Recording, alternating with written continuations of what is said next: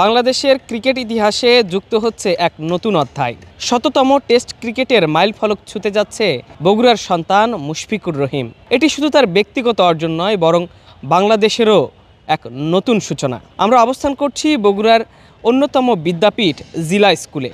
এখানেই তিনি তৃতীয় থেকে সপ্তম শ্রেণী পর্যন্ত পড়াশোনা করেছেন। এখানের যে শিক্ষকরা রয়েছে এবং তার যে সহপাঠীরা রয়েছে তাদের সাথে আমরা কথা বলবো, জানার চেষ্টা করব কেমন ছিল মুশফিকুর রহিম এবং কেমনই বা তার ব্যক্তিত্ব।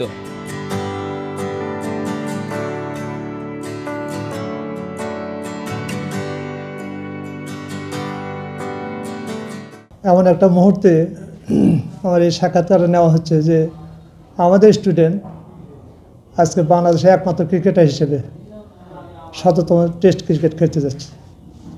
অবশ্যই এটা গর্বের বিষয়। ও আমাদের স্টুডেন্ট ছিল। ও ক্লাস 3-তে ভর্তি হয়। ক্লাস 3 থেকে ক্লাস 7-এ ওঠে, সে বিকেএসপিতে চলে যাবে। তো ছোটোবেলা থেকে ওর মধ্যে একটা ছিল আর কি, মানে কিছুটা বলা হচ্ছে জেদ পরিবর্তন, যে আমি পারবো, এরকম একটা আত্মবিশ্বাস ছোটোবেলা থেকে। কোনো একটা ইয়ে করলে সে কাজ তার বাপ মার কাছে আমরা বেশি করে জেনেছি। তো ওর এই আত্মবিশ্বাসটা ছোটোবেলা থেকে ছিল। আর এই যে পরবর্তী সে এত বড় কিছু হবে, এটা ওই মুহূর্তে আমরা অত বেশি বুঝতে পারিনি। তবে তার অ্যাক্টিভিটি একটু অন্য দেশে একটু আলাদা ছিল। আর সে যা সিদ্ধান্ত নিত সেটা করার চেষ্টা করতো। এটা তার বড় একটা। আর আজকে মনে হয় এই যে এত বড় একটা অ্যাচিভমেন্ট, এটা তার এই কারণেই হয়েছে। আল্লাহর খাস রহমত, অত বড় প্রবল আত্মবিশ্বাস। ও চলে যাওয়ার পরে যাক বিকেএসপিতে গিয়ে ওখানে পড়াশোনা করছে, পাশে খেলাধুলা করছে। আসবেতে হচ্ছে খেলাধুলার প্রতি তার খুব অনুরাগ ছিল। আর পরবর্তীতে ওর যে মানে যখন ও জাতীয় দলের চান্স পেল, মাঝে মাঝে বগুড়া এসে এখানে আসতো, আমাদের সাথে একসাথে করতো। তবে পরবর্তী ওর দুটো জিনিস আমাদেরকে খুবই মুগ্ধ করেছে। তার মধ্যে একটা ধর্মীয় ফিলিংসটা।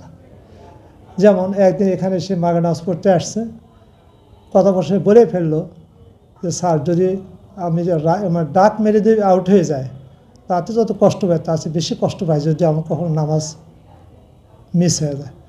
এই যে তার ধর্মের প্রতি তার যে মানে ভালোবাসা, তারপরে দৃঢ় বিশ্বাস, এটা আমাকে খুব মুগ্ধ করেছে আমাদের সবাইকে। পাশাপাশি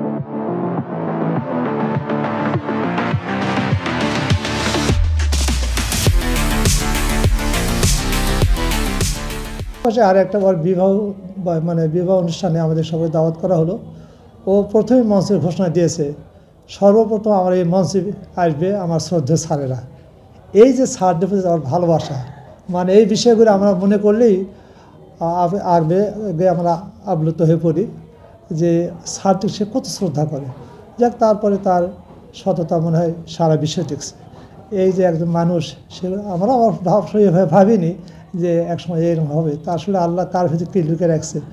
আজকে আমাকে হয়তো স্বল্প পরিসর মানুষ চেনে, আর ওকে সারা বিশ্ব দেখতেছে। আর ও যেহেতু আমাদের স্টুডেন্ট ছিল, ওর মতো স্টুডেন্ট পেয়ে জেলা স্কুল, বগুড়াবাসী, এমনকি বগুড়া জেলা স্কুল সকল পরিবারের সকল সদস্যই গর্বিত। আমরা ওর দিন দিয়ে আরও উন্নতি কামনা করি। ওর প্রতি অন্তস্থের দোয়া রইল, আল্লাহ উভয়কালে ওকে যেন সাফল্যমণ্ডিত করে। অত্যন্ত একটা ভালো ছাত্র, ভালো মানুষ, হাস্যোজ্জ্বল মুখ। ও তৃতীয় শ্রেণীতে ভর্তি হয়েই ক্রিকেটের প্রতি একটা অনুরাগ ওর মধ্যে আমরা পরিলক্ষিত করেছি। সেই ছেলেটা কখনো রাখতো না, একে সব সময় আমি হাস্যোজ্জ্বল মুখেই দেখেছি। আর সে কঠিন পরিশ্রমী ছিল ক্রিকেট নিয়ে, লেখাপড়ার পাশাপাশি। এত পরিশ্রমী আমার দীর্ঘ 36 বছর শিক্ষা জীবনে কোনো শিক্ষার্থীকে আমি পরিশ্রমী খেলোয়াড় হিসেবে দেখিনি। সে ক্রিকেট এবং ফুটবল দুই ফরম্যাটে ভালো খেলতো, পাশাপাশি সে লেখাপড়াতে অনেক মনোযোগী এবং ভালো করতো। বাংলাদেশের ইতিপূর্বে বাংলাদেশের ক্রিকেট দলের পক্ষ থেকে কেউ শততম ক্রিকেট ম্যাচে অংশগ্রহণ করেনি। মুশফিকুর রহিম প্রথম যে বাংলাদেশের হয়ে শততম ক্রিকেট টেস্টে আজকে অংশগ্রহণ করেছে।